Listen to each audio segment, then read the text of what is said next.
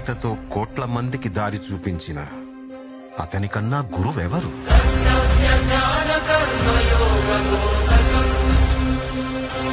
రక్షణ కోసం సముద్రం మధ్యలో ద్వారకా నగరాన్ని కట్టిన అతనికన్నా గొప్ప ఆర్కిటెక్ట్ ఎవరు?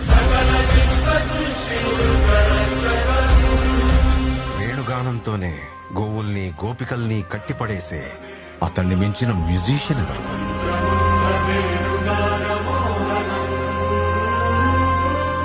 ధర్మం కోసం యుద్ధం చేయమని చెప్పిన అతన్ని మించిన వీరుడెవరు?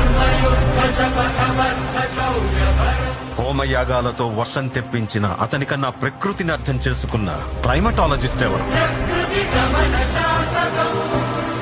అన్కంట్రోలబుల్ ఆర్పిఎంతో తిరిగే సుదర్శన చక్రాన్ని కంట్రోల్ చేసే అతనికి మించిన కైనెటిక్ ఇంజనీర్ ఎవరు?